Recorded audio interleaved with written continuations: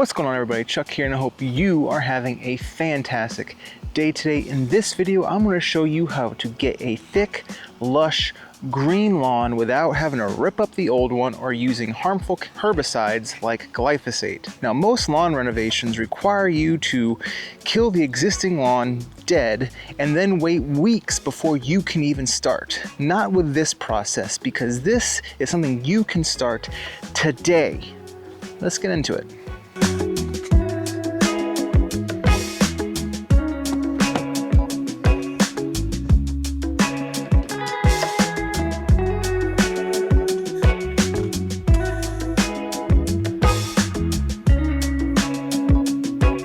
First up is you're going to scalp your lawn. Drop your mower to its lowest setting and get rid of as much of that top growth on your existing lawn as possible. Your lawn is not going to look great now, but that's the point. You want to get rid of as much material as possible so your grass seed can get down onto the soil instead of sitting on top of tall grass. A pro tip is if your lawn is really tall right now, go ahead and mow it in stages and gradually drop it down instead of just trying to do it all in one swoop.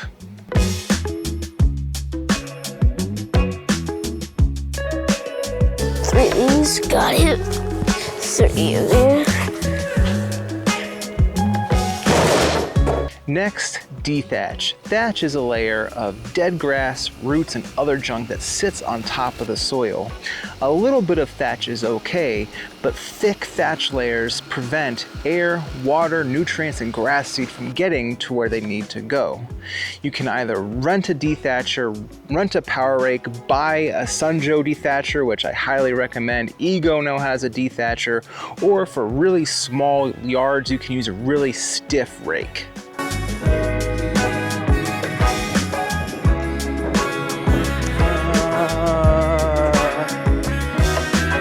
I'll just hand them to you. Here you go. Now, before we move on to step number 3, can you do me a favor and click that like button? Let's see if we can get this video to over 20 likes. Just doing that 2-second process really helps out the channel and just, to be honest, makes me feel good. Next, aerate. Aerating is just punching a bunch of holes into your soil. Hard, compacted soils need to be broken up so that way air, water, and nutrients can get down deep into the root zone. A core aerator pulls out a plug about 2 to 4 inches deep, and those little holes that are left behind allow for that air and nutrients to get into, and those little pockets are actually really good zones or little good areas for grass seed to grow into. This next step is optional, but before you put down your grass seed, this is an opportunity to level your yard, top dress, put down compost or manure or sand or anything like that. Do any gardening projects you gotta do, like touching up the edges on your garden beds, because once you put grass seed down, you cannot be on your yard for a few weeks. Footrest. And this. That's what I want to do. Now it's seed time. Get a high quality seed made for your area. Just go online and type in best grass type for whatever your area is.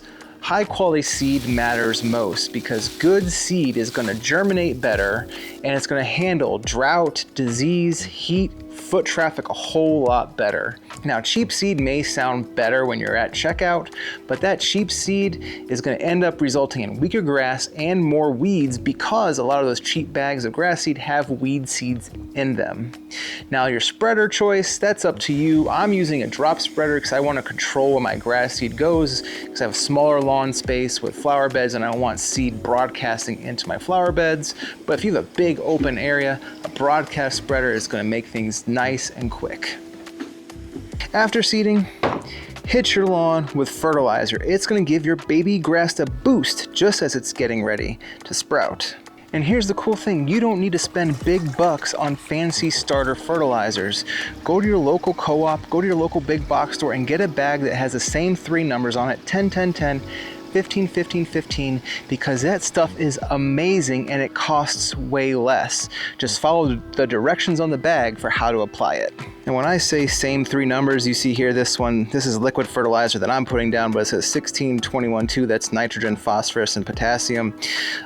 So instead of it saying 16, 21, 2, get one that says 10, 10, 10, or something along those lines. This next step is completely optional, but I think it is the golden ticket, the game changer of all lawn renovations, and that is after you put your grass seed down and after you put your starter fertilizer, put down a product that contains Mesotrione. You can find it called Tenacity as a product that you can buy, and there's some other ones on Amazon. I'll link them down below. But this is a pre and post-emergent herbicide that is safe for newly seeded lawns and for cool season lawns. So this is going to kill existing weeds, and it's going to prevent new weeds from growing as your grass seed is germinating. Now, a little goes a long way if you buy this concentrated bottle, but it also comes in bags, and I'll show you that here in a second. Now, another fair warning is that when you put this down, your baby grass may germinate and turn white. That is called bleaching. It is totally fine. After a week or so, it will turn from white to green, and your lawn will be a-okay. If you don't mind spending a little bit of money during this process, you can get this Scott's Turf Builder Triple Action built for seeding. It prevents jumpstart seeds and feeds, so it has your starter fertilizer and it has that Mesotrione that I was talking about, but this is definitely more expensive than that bottle of Mesotrione, because that bottle will actually last a lot longer than this bag will, but this is perfect. You can get it at all your local big box stores, and it's built for seeding, safe for seeding, so please make sure it says that. After you put out your starter fertilizer, and if you went with the Mesotrione as well, it is time to top dress your lawn with a thin layer of straw or peat moss. This locks in moisture, keeps birds from stealing your seed, and helps everything stay in place. You don't want to bury the seed, just a light coating is all you need. And finally, you want to water. The general rule of thumb is 3 times a day for at least 15 minutes each time. This is going to help keep the soil damp. You don't want the soil to be drenched. If you notice the soil is too wet, that there's pooling and there's runoff, cut down on the amount of time that you water each cycle.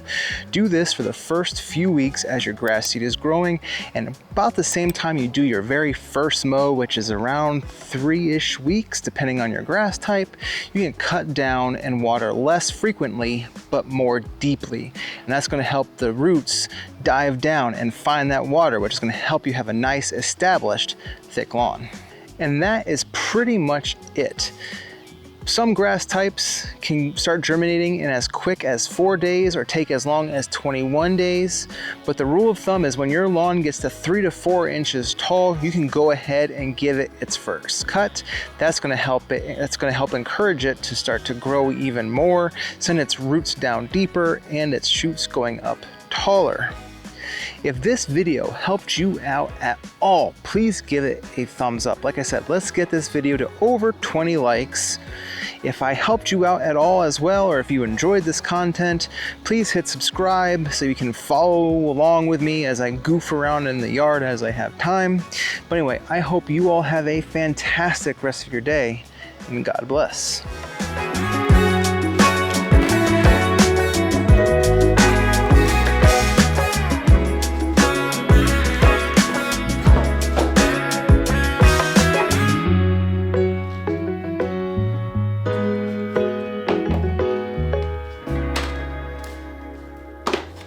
As I'm doing in all my videos now, I'm going to end with a prayer. So if you have any prayer requests, I won't put those ever in this end of video prayer, but send me an email, which you'll find down below, and I will put that on my prayer list.